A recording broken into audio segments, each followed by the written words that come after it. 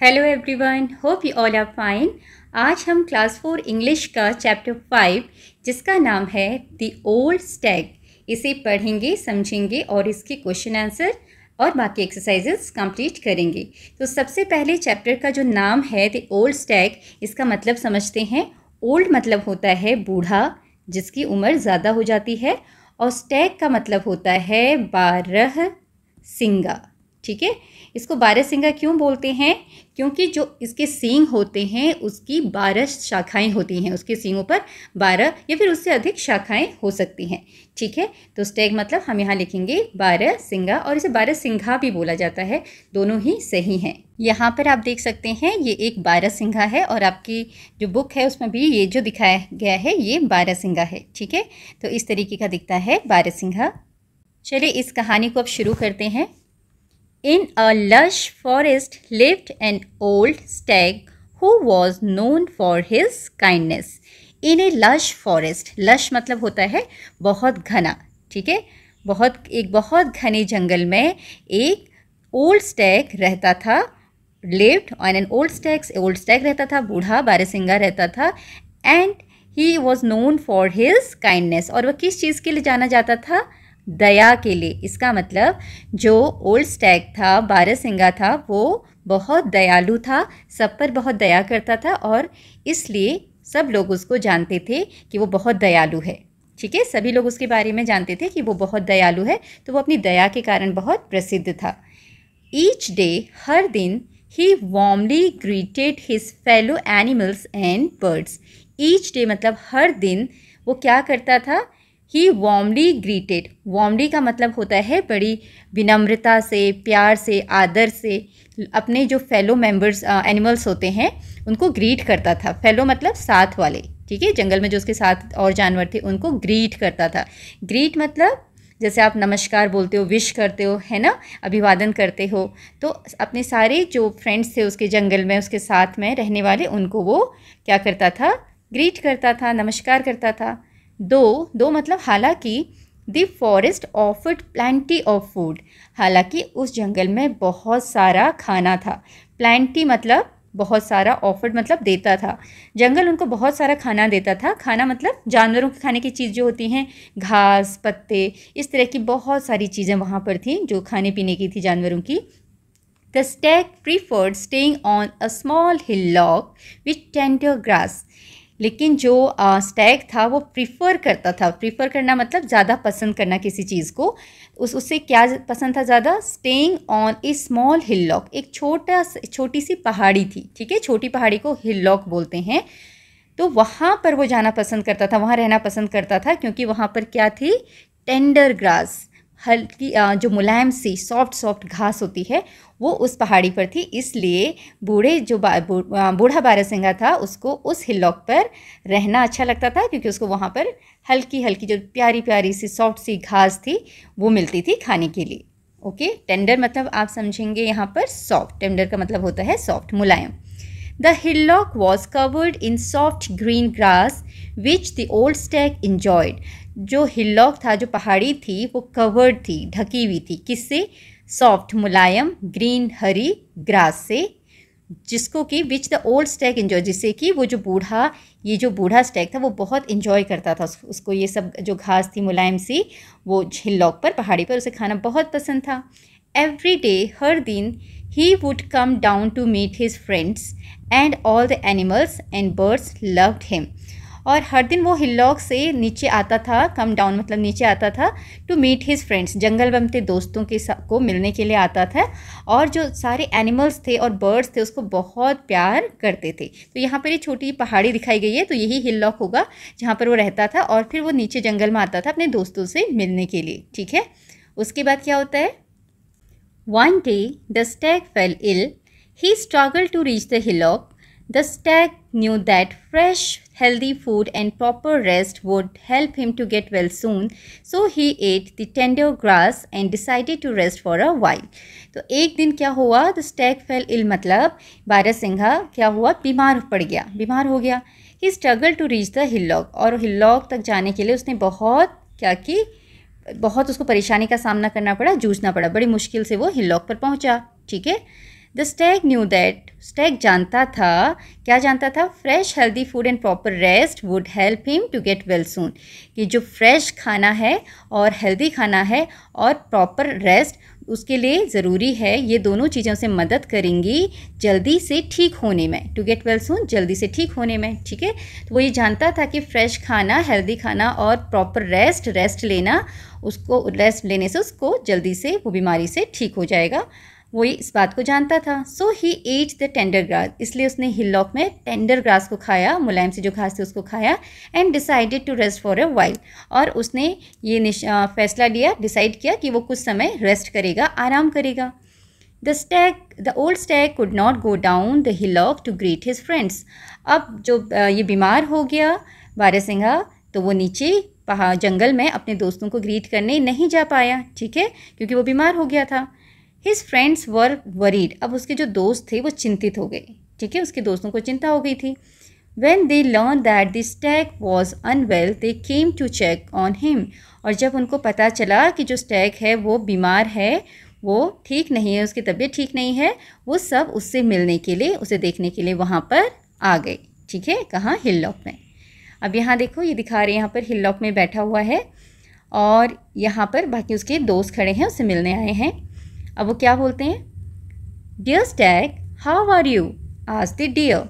अब डियर जो है हिरन, उससे पूछता है कि प्यारे स्टैग तुम कैसे हो? Too weak to come down and meet you all, replied the stag. Stag उत्तर देता है कि मैं बहुत कमज़ोर हूँ और बीमार हूँ, ठीक है, बहुत कमज़ोर हो गया हूँ, तुम लोगों से मिलने नहीं आ सकता नीचे, इसलिए। Get well soon dear stag, said the deer, deer ने बोला कि प्यारे स्टैग तुम जल्दी से ठीक हो जाओ। गेट वेल सून मतलब जल्दी से ठीक होना, ठीक है। फिर उसके बाद क्या हुआ? The animals wished him a speedy recovery and left, उन सारे जानवरों ने को विश किया कि तुम जल्दी से रिकवर हो जाओ, रिकवर मतलब जल्दी से बीमारी से बाहर आ जाओ, ठीक हो जाओ, और वहाँ से वो चले गए, लेफ्ट मतलब चले गए। हाउएवर, फिर क्या हुआ? हालांकि before they went back into the forest, इससे पहले कि वो सारे जानवर फॉरेस्ट में वापस जाते, the animals at the fresh green grass growing on the hillock, उन सारे जानवरों ने हिलॉक पर, उस छोटी पहाड़ी पर जो फ्रेश ताज़ा ग्रीन ग्रास लगी हुई थी, हरी हरी घास लगी हुई थी, उसको खाया। जहाँ पर ये क्या स्टैग खाया करता था घास को, वही घास उन सब ने खाई, ठीक है। The grass is so tender and nice, said the elephant, elephant ने क्या बोला? घास तो बहुत ही मुलायम और अच्छी है। I have never eaten such juicy green leaves, said the giraffe, और जिराफ बोलता है मैंने तो कभी इतने जूसी और हरे पत्ते नहीं खाए हैं, ये तो बहुत जूसी हैं। Word soon spread about the tender green grass. Soon all the animals who came to visit the stag feasted on the tender grass. अब ये बात पूरे जंगल में सभी जानवरों को पता चल गई। कौन सी बात? कि हिलॉक में बहुत मुलायम मुलायम और हरी घास है, और जो भी एनिमल, जल्दी ही क्या हुआ? सोन मतलब जल्दी ही, ऑल द एनिमल, सारे एनिमल जो कि विज़िट करने आते थे स्टैग को, स्टैग से मिलने आते थे, उसको देखने के लिए आते थे कि उसकी तबीयत कैसी है, वो वहाँ पर टेंडर ग्रास पर फीस्ट करते थे, मतलब उनकी दावत हो जाती थी, बहुत सारा वो हरी हरी घास खाते थे, ठीक है। Anyone who came to visit the stag would also eat the grass, तो कोई भी जो उसे विजिट करने आता था वो सब हरी हरी घास वहाँ पर खाता था। फिर क्या हुआ? सून, जल्दी ही, there was not much grass left for the old stag to eat, और जल्दी ही क्या हुआ? जब सारे एनिमल्स सारा घास वहाँ पर हरी हरी घास खा जाएंगे तो घास तो ख़त्म हो जाएगी, तो जल्दी ही वहाँ पर क्या हुआ? सारी घास ख़त्म होगी, कुछ भी नहीं बचा स्टैग के लिए, बारहसिंगा को खाने के लिए कुछ भी वहाँ, बारहसिंगा के लिए वहाँ कुछ भी नहीं बचा, ठीक है। He started becoming weaker as days passed, अब जब बारहसिंगा को, बूढ़े बारहसिंगा को कुछ भी खाने के लिए नहीं मिल रहा था, तो वो दिन पर प्रतिदिन क्या हो रहा था? कमज़ोर होता जा रहा था, क्योंकि उसको खाना नहीं मिल रहा था, कुछ खा नहीं पा रहा था। हिज फ्रेंड्स फेल्ट अशेम्ड, अब उसके दोस्तों को शर्म आई। अशेम्ड मतलब शर्म आना। अब जो बारहसिंगा है, बूढ़ा बारहसिंगा, उसके सभी दोस्तों को शर्म आई। क्यों? They realized how their greed had made them forget about their friend, the old stag. They realized, उन्हें ये महसूस हुआ, ये आभास हुआ कि कैसे उनके लालच ने उनको ये भूलने पर मजबूर कर दिया कि उनका जो दोस्त है वो बीमार है ना। वो इतने लालची हो गए, उनको इतना लालच आया हरी घास को देखकर कि वो अपने प्यारे दोस्त ओल्ड स्टैग के बारे में भी भूल गए कि उसको खाने की ज़रूरत है, ठीक है। और वो सब आके यहाँ पे खाते थे और स्टैग को फिर खाना नहीं मिल पा रहा था, तो उन्हें इस बात का एहसास हुआ, इसलिए वो शर्मिंदा हो गए, उन्हें शर्म आई। They understood that not much grass was left for the stag to eat and recover. वो समझ गए थे कि यहाँ पर ज़्यादा घास नहीं बची है स्टैग के खाने के लिए और रिकवर होने के लिए, मतलब ठीक होने के लिए। उनको ये बात समझ में आ गई थी कि यहाँ तो अब ज़्यादा घास नहीं बची जो स्टैग खा सके और बीमारी से ठीक हो सके, बीमारी से बाहर आ सके। The animals decided to find food elsewhere in the forest and not disturb the hillock. अब यहाँ पर उन सारे जानवरों ने क्या डिसाइड किया कि वो अब यहाँ पर खाना नहीं खाएंगे, यहाँ पर पत्ते वगैरह जो भी है घास नहीं खाएंगे, वो कहीं और जाएंगे जंगल में, ठीक है, और वो हिलॉक को डिस्टर्ब नहीं करेंगे। Some of them also brought fresh leaves for their friend. और उनमें से कुछ जो एनिमल्स थे वो क्या लेकर आए अपने दोस्त के लिए, फ्रेश जो पत्ते होते हैं वो लेकर आए। कौन से दोस्त के लिए? ओल्ड स्टैग के लिए, क्योंकि ओल्ड स्टैग को इधर उधर तो वो जा नहीं सकता था, तो जो उसके कुछ दोस्त थे वो उसके लिए खाने के लिए हरे हरे फ्रेश पत्ते लेकर आए। It rained well that week. उस हफ्ते बहुत अच्छी बारिश हुई। The grass soon grew back and the old stag had enough food once again. उस हफ्ते बहुत बारिश हुई और बारिश होने की वजह से जो घास थी फिर से उग गई थी, ठीक है, और बूढ़े स्टैग के लिए अब काफ़ी खाना था वहाँ पर खाने के लिए एक बार फिर से। तो फिर से बूढ़े स्टैग को, बूढ़े बारहसिंगा को खाने के लिए वहाँ काफ़ी भोजन मिल गया। स्लोली, धीरे, the old Stag recovered from the illness. और धीरे धीरे वो जो बूढ़ा स्टैग है, बारहसिंगा है, वो बीमारी से बाहर आ गया, वो रिकवर हो गया, ठीक है। वो जो उसकी बीमारी थी उससे वो छूट गया, वो ठीक हो गया। The animals learn the most important lesson. इन सारे जानवरों ने एक बहुत इम्पॉर्टेंट सबक सीखा, बहुत महत्वपूर्ण सबक। क्या? Nature has enough for everybody. इस प्रकृति के पास हर किसी को देने के लिए काफ़ी चीज़ें हैं, बहुत सारी चीज़ें, काफ़ी कुछ है, ठीक है। But we need to use its resources wisely. लेकिन हम सभी को जो भी इसके पास रिसोर्सेज हैं, जो भी चीज़ें हैं, जो भी प्लांट्स हैं, फ्रूट्स हैं, फ्लावर्स हैं, जो भी चीज़ें हमें प्रकृति से मिलती हैं, उन्हें हमें बहुत ही वाइजली, मतलब बुद्धिमत्ता के साथ, बुद्धिमानी के साथ और समझदारी के साथ उपयोग करना चाहिए। But we need to use it resources wisely. हमें ये चाहिए कि जो भी चीज़ें प्रकृति के पास हैं हम उसको बहुत समझदारी के साथ इस्तेमाल करें, उसका दुरुपयोग ना करें, उसे बर्बाद ना करें, ठीक है। तो ये प्यारी सी कहानी ली गई है पंचतंत्र से। तो पंचतंत्र की किताबें आप पढ़ते होंगे, उसमें बहुत सारी कहानियाँ आती हैं, तो ये कहानी भी उसी में से ली गई है। अब यहाँ पर आपके न्यू वर्ड्स हैं। पहला है लश, मतलब घना, स्टैग मतलब बारहसिंगा, हिलॉक छोटी पहाड़ी, टेंडर मुलायम, शेल्टरिंग रहना, रिकवरी किसी बीमारी से वापस आना, ठीक होना, ठीक है। Now question answer. First question, why was the old Stag popular? Old Stag was popular for his kindness. You can right like this. तो आप इस तरह से उत्तर लिखेंगे, the old Stag was popular for his kindness. Okay, now next question, question number 2, Why did the old stag not go down the hillock to meet his friends? जो old stag था वो नीचे क्यों नहीं जा पाया था हिलॉक से अपने दोस्तों से मिलने के लिए? क्योंकि वो बीमार था। तो इसी के बारे में आप यहाँ पर बताएंगे। तो आप इस तरह से उत्तर लिख सकते हैं, The old stag did not go down to meet his friends because he was ill. क्योंकि वह बीमार था। Next question, Why did the green cover of the hillock slowly vanish? Vanish मतलब ख़त्म होना। जो हिलॉक के ऊपर ग्रीन कवर था, मतलब हरी हरी घास लगी हुई थी, वो क्यों ख़त्म हो गई? क्योंकि इस जंगल के सारे एनिमल्स ने उस घास को खा लिया था। So you can write the answer like this, the green cover of the hillock slowly vanished because all the animals of the forest had eaten the grass on hillock. कि जंगल के जितने जानवर थे उन सारे जानवरों ने हिलॉक पर जो ग्रास थी उसको खा लिया था।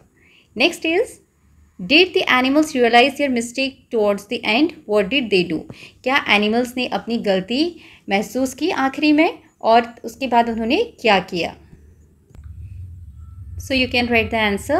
Yes, the animals realized their mistake towards the end. They decided to find the food elsewhere in the forest and not disturb the hillock. तो उन्हें डिसाइड किया कि वो कहीं और जंगल में खाना ढूंढेंगे और हिलॉक को डिस्टर्ब नहीं करेंगे. और इसके आगे ये भी आप बता सकते हैं कि some of the animals brought fresh leaves for the stag. Okay, कुछ जो एनिमल्स थे वो अपने जो दोस्त था स्टैग उसके लिए फ्रेश लीव्स भी लेकर आए. Then come to next, think and discuss. सोचिए और डिस्कस कीजिए. पहला, did the animals do the right thing in the end? Why do you think so? क्या जानवरों ने आखिरी में सही चीज़ की? आपको ऐसा क्यों लगता है? तो यहाँ पर आप इस तरह से आंसर लिख सकते हैं, yes the animals did the right thing in the and. उन्हें जो जानवर थे उन्हें आखिरी में सही चीज़ की. क्यों? क्योंकि एक अच्छा दोस्त, सही दोस्त या सच्चा दोस्त वही होता है जो हमेशा अपने दोस्त की मदद करता है. So because a true friend is one who helps his friend, है ना, जो हमें अपने दोस्त की मदद करता है. All the animals also realise their mistake and help the old stag. और आखिरी में जो सारे जानवर थे उन्हें अपनी गलती का एहसास हुआ और उन्होंने फिर अपने जो बूढ़ा जो स्टैग था उनका दोस्त था उसकी मदद की. ठीक है, तो इस तरीके से आप यहाँ पर आंसर बता सकते हैं. Next is, what would happen to the green plants around us if each one of us thought only of our own needs? यहाँ पर आपसे बोला गया है कि हमारे चारों तरफ जो पेड़ पौधे लगे हुए हैं, ग्रीन प्लांट्स हैं, उनका क्या होगा अगर हम सब केवल अपनी ज़रूरतों के बारे में सोचेंगे. तो यहाँ पर इसका आंसर आप इस तरीके से लिख सकते हैं, if each one of us thought only of our needs. अगर हम में से हर कोई अपनी ज़रूरतों के बारे में ही सोचेगा तो क्या होगा, the green plants would be harm. जो ग्रीन प्लांट्स हैं, पेड़ पौधे हैं, उनको नुकसान पहुँचेगा. क्यों? हम उनको बार बार इस्तेमाल करते रहेंगे, ज़्यादा से ज़्यादा सिर्फ अपने बारे में सोच के उनको नुकसान पहुँचाएंगे.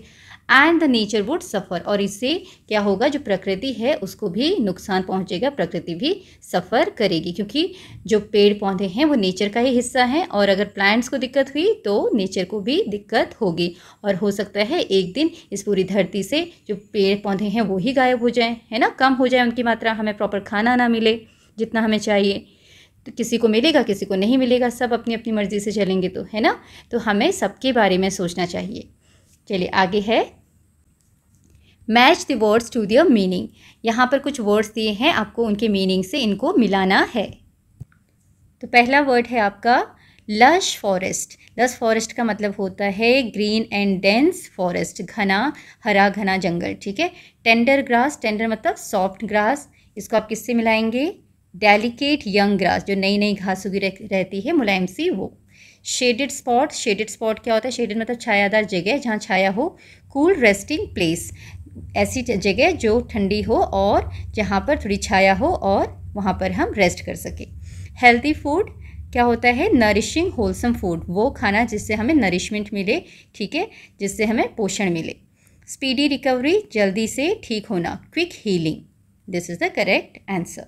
Now come to next, look at the following words. इन वर्ड्स को आपने देखना है, lush forest, friendly animals, shaded spot, tender grass, healthy food. Okay, ये वर्ड्स हमने पढ़े. यहाँ क्या दिखाया गया है, these words are descriptive words that give us more details about scenes, people and objects.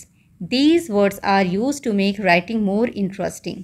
Okay, अब यहाँ पे बोला गया है जो ये वर्ड्स है ना, किसी चीज़ के बारे में और ज़्यादा डिस्क्राइब कर रहे हैं, बता रहे हैं. जैसे लश फॉरेस्ट, फॉरेस्ट कैसा है, लश एकदम ग्रीन है और घना है, ठीक है, डेंस है. फ्रेंडली एनिमल्स, एनिमल्स कैसे हैं, बहुत फ्रेंडली हैं, उनके बारे में बता रहा है, एनिमल्स के बारे में, कि वर्ड से पता चलता है कि एनिमल बहुत फ्रेंडली है. शेडेड स्पॉट मतलब ऐसी जगह जो छायादार है. टेंडर ग्रास, जो घास बहुत ही मुलायम है. हेल्दी फूड, फूड बहुत ही हेल्दी है. इन वर्ड्स को यूज़ करने से जो हमारी राइटिंग होती है, जो हम लिखते हैं, वो इंटरेस्टिंग बनती है ना. कुछ भी हम कहानी लिखें, पैराग्राफ लिखें या ऐसे लिखें, वो थोड़ी इंटरेस्टिंग हो जाती है. नाउ यहाँ पर आपको क्या बोला गया है, draw the image that comes to your mind when you read the following. यहाँ पर आपने अब इमेज बनानी है.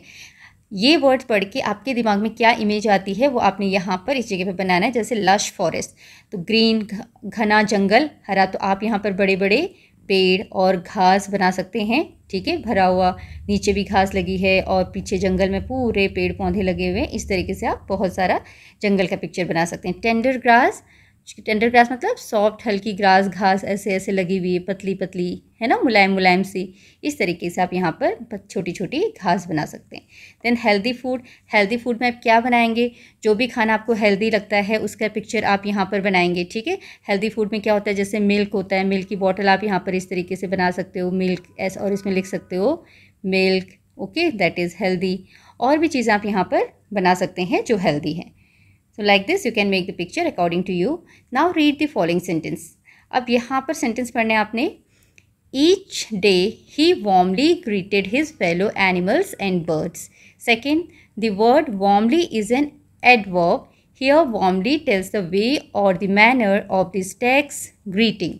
अच्छा, यहाँ पर ये बोल रहे हैं कि जो शब्द है ना warmly, ये एक एडवर्ब है, एडवर्ब। और एडवर्ब क्या होता है, वो वर्ड जो किसी वर्ब की विशेषता बताते हैं, जो डिस्क्राइब करते हैं वर्ब को। Verb describes verb, describe verb, ठीक है, डिस्क्राइब वर्ब, तो उसको हम क्या बोलते हैं, एडवर्ब। कि कोई काम कैसे किया गया, जैसे ग्रीट क्या है, एक वर्ब है, ग्रीट करना, नमस्कार करना काम है, वर्ब है। और कैसे नमस्कार किया, वार्मली, बड़ी विनम्रता के साथ। तो ये जो वर्ड बताता है कि कैसे वो काम, उस काम को किया गया है, उस वर्ड को हम बोलते हैं एडवर्ब। तो यहाँ पे वार्मली क्या है, एक एडवर्ब है, ठीक है।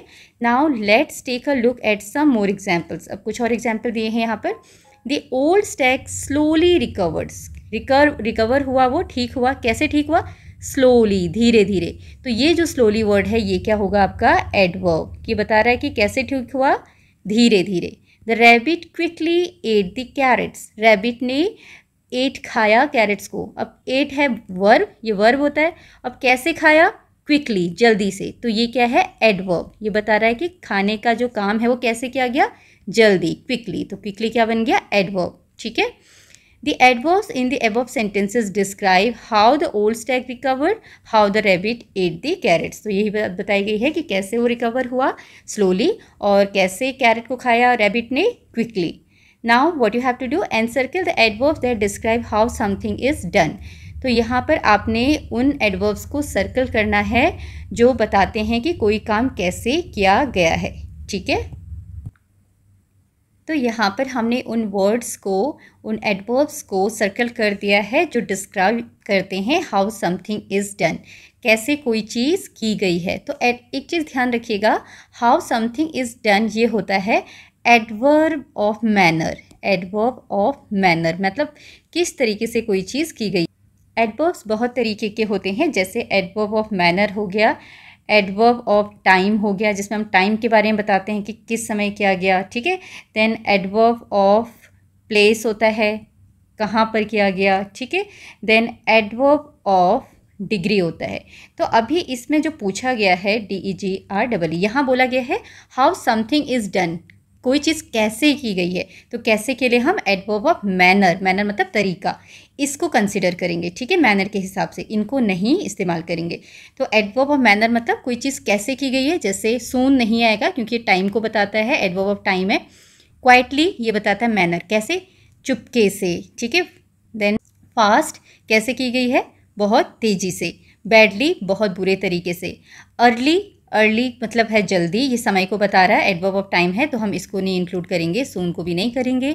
रेगुलरली भी टाइम बता रहा है, कब कब करते हैं, रेगुलरली अक्सर करते हैं टाइम, ठीक है।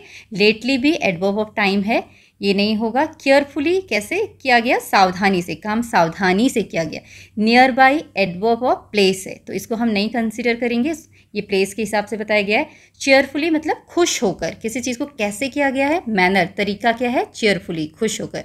हाईली ये एडवर्ब ऑफ डिग्री है, DEGREE, इनके बारे में हम बाद में पढ़ेंगे, तो ये भी नहीं होगा। देन लाउडली बहुत तेज़ी से, ठीक है, ये होगा मैनर, तरीका क्या है, कैसे किया गया काम, लाउडली। तो अब इन वर्ड्स को आप इस तरीके से सर्कल कीजिएगा। Now what is next, now work with your partner and right a sentence for each encircled adverbs. अब यहाँ पर जो आपने सर्कल किए हैं एडवर्ब, उनके लिए आपने सेंटेंस बनाने हैं, वाक्य बनाने हैं, ठीक है।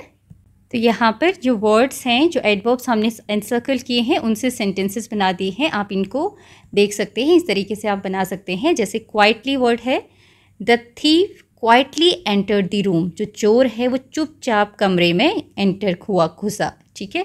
Fast, the dog runs fast. Dog कैसे रन करता है, कैसे दौड़ता है, फास्ट। तो दौड़ना एक काम है और किस तरीके से दौड़ता है वो किससे पता चलता है, फास्ट वर्ड से, क्यों फास्ट दौड़ता है। और ऊपर वाले सेंटेंस में एंटर होता है चोर कमरे के अंदर, कैसे एंटर होता है, क्वाइटली, चुपचाप। तो ये तरीका है काम करने का, जो काम किया जा रहा है वो कैसे किया जा रहा है।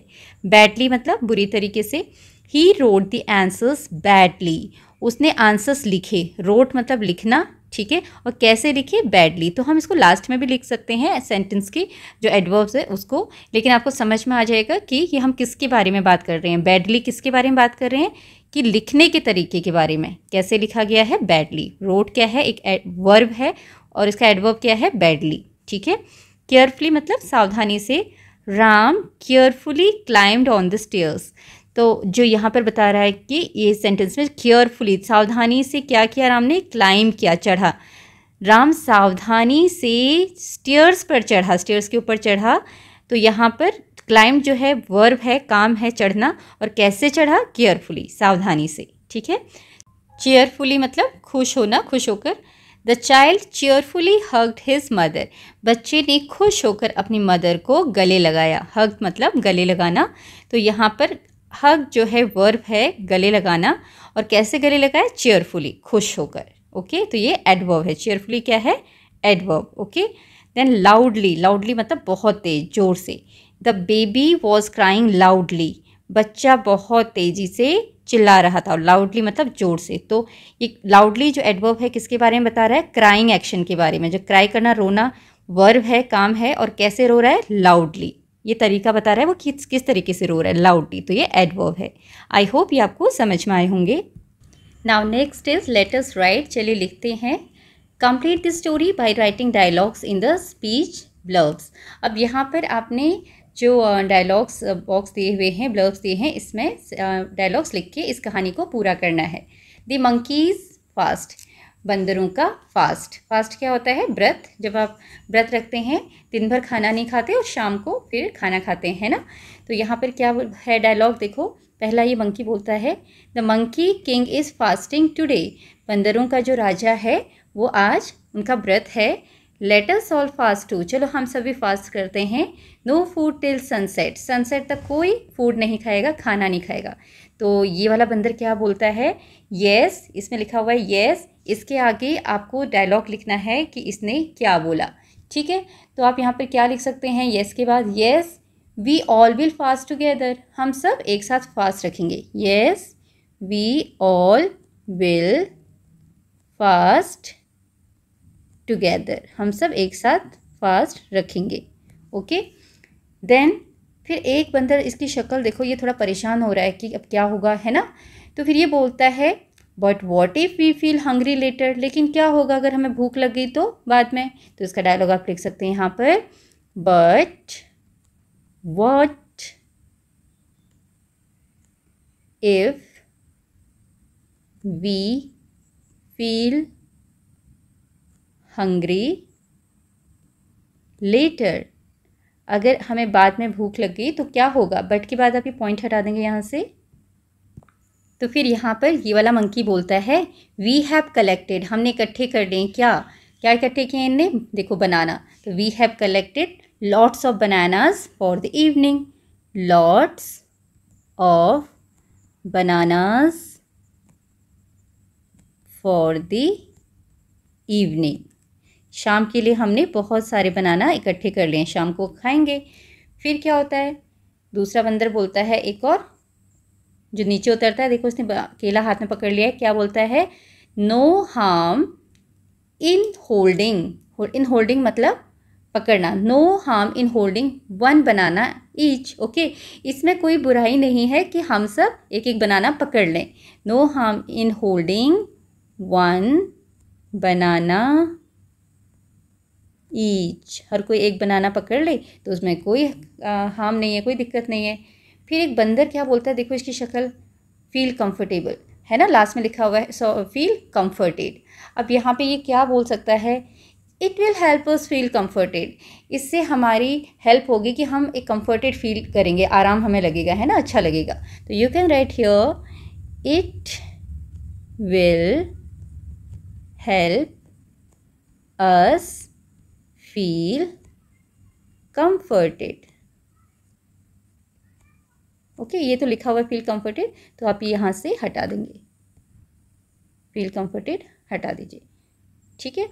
देन फिर यहाँ पर ये वाला मंकी देखो, ये मदर मंकी लग रही है, इसने क्या किया, बनाना को छील लिया है और उसके हाथ में एक बेबी भी है। वो क्या बोल रही है, लेट अस ऑल पील, चलो हम सब छीलते हैं, पील करते हैं। क्या पील करेंगे वो, our bananas and get ready, ऐसे आप लिख सकते हो, let us all peel our bananas, हम सब अपने अपने बनानास को पील कर लेते हैं और रेडी हो जाते हैं। एंड गेट रेडी, किस चीज़ के लिए, खाने के लिए, ठीक है। Let us all peel our bananas and get ready. अब ये वाला बंदर खुश होकर क्या बोल रहा है, देखो, विल बी सनसेट सून, जल्दी ही क्या हो जाएगा, सनसेट हो जाएगा, सूरज छिप जाएगा। It will be, you can write here it will, और just only you can write it will be sunset soon, will already लिखा हुआ है, so we can make it here it will be sunset soon, okay, it will be sunset soon. Then तो यहाँ पर अगला बंदर देखो, वो एक बाइट ले लेता है, तो वो क्या बोल सकता है, fasting will not break just one bite, with just one bite, है ना, केवल एक बाइट से फास्टिंग नहीं टूटेगा। तो we can write here fasting will not break with just one bite, केवल एक बाइट खाने से फास्ट नहीं टूटेगा, व्रत नहीं टूटेगा। फिर क्या हुआ देखो, ये आपस में सोच रहे हैं। अब यहाँ देखो क्या हुआ है, सारे के सारे केले गायब, इसका मतलब सब केले खा के सो गए, है ना, सबको नींद आ गई है।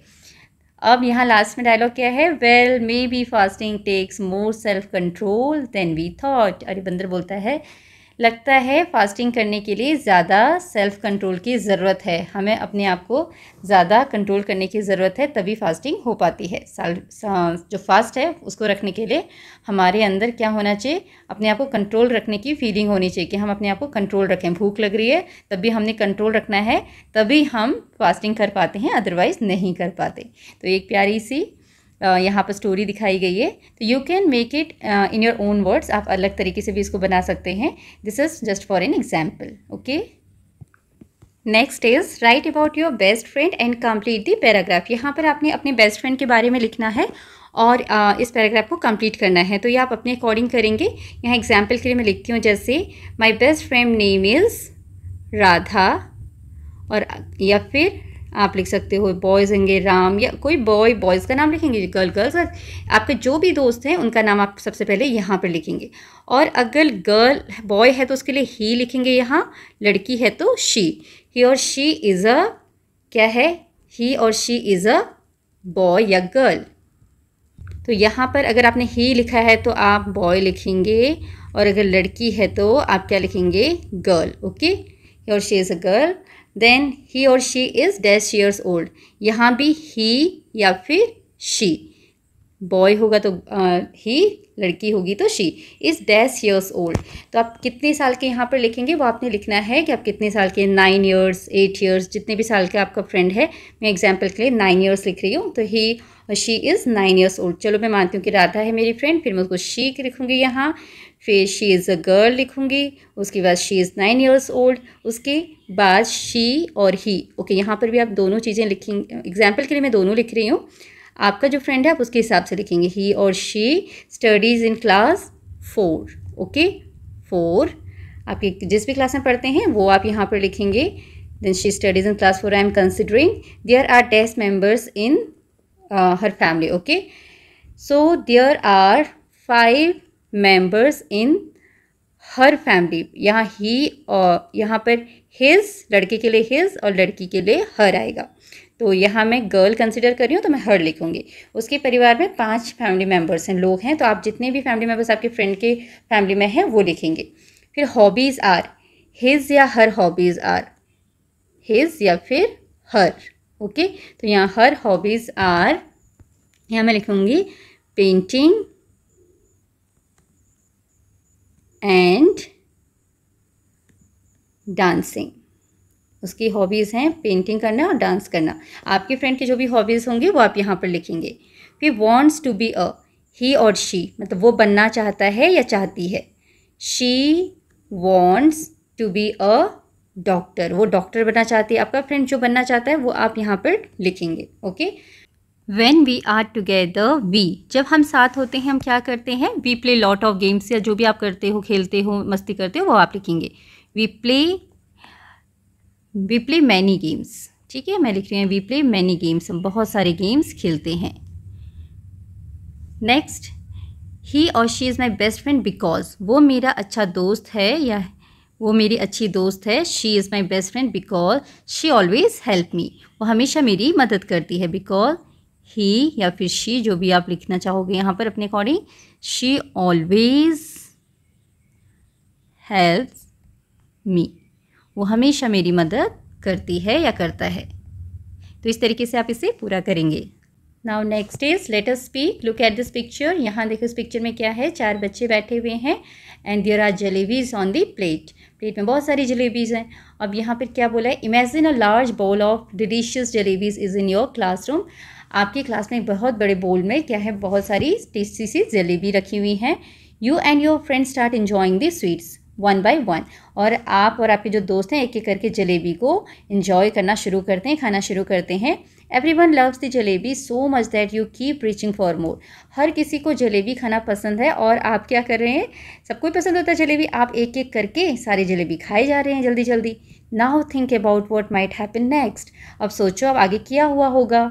Discuss the following in the class में डिस्कस करना आपने। पहला, how would you feel if the jalebis were almost finished but some friends had not enough yet.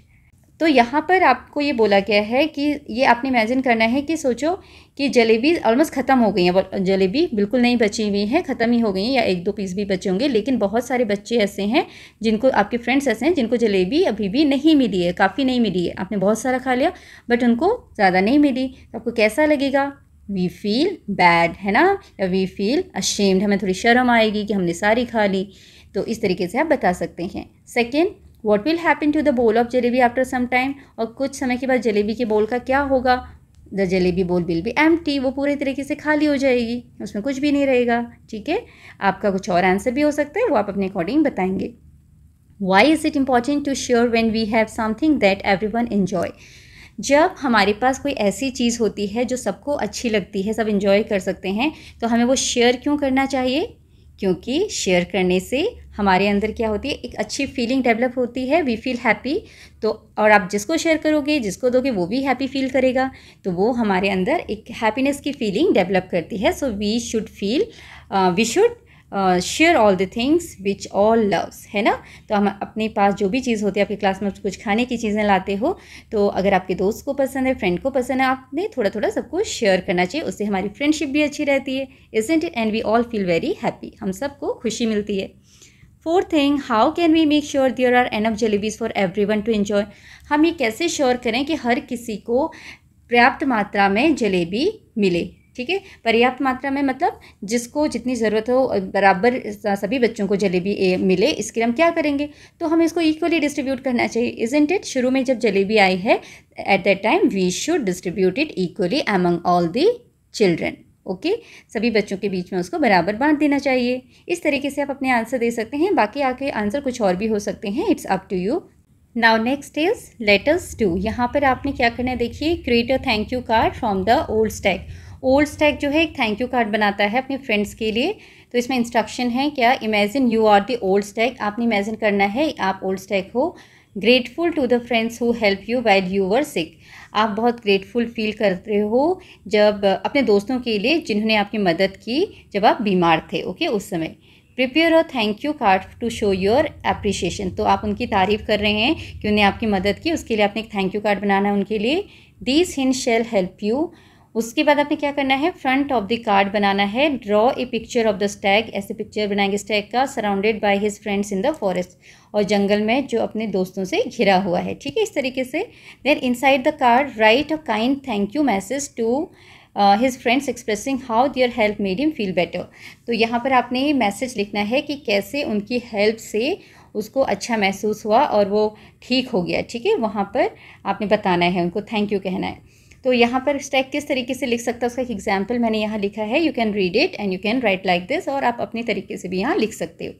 तो स्टैग बोलता है, dear friends thank you so much for taking care of me when I was sick, कि मेरी देखभाल करने के लिए बहुत बहुत धन्यवाद। जब मैं बीमार था उस समय आप लोगों ने मेरी देखभाल की, उसके लिए बहुत बहुत धन्यवाद। Your kindness love and support help me heal faster, आपकी जो दया है और प्यार है और आप लोगों का जो सपोर्ट है मेरे साथ, उसकी वजह से मैं जल्दी हील हो पाया। ठीक है, उसकी वजह से मुझे हेल्प मिली कि मैं जल्दी ठीक हो पाऊँ। I felt happy and safe knowing that I was not alone, मुझे ये जानकर बहुत खुशी हुई कि मैं अकेला नहीं हूँ और मुझे बहुत सुरक्षित फील हुआ। क्यों? क्योंकि तुम सब मेरे साथ हो, मैं अकेला नहीं हूँ। I am lucky to have such caring friends like you in the forest, मैं बहुत लकी हूँ, खुश नसीब हूँ कि मेरे पास तुम जैसे अच्छे दोस्त हैं इस जंगल में। ठीक है, फ्रॉम स्टैग। तो इस तरीके से आप आंसर या यहाँ पर मैसेज लिख सकते हैं। Okay, now here your chapter is complete and I hope इसमें जो भी बातें आपको बताई गई हैं आपको अच्छी तरीके से समझ में आई होंगी। Thank you for watching.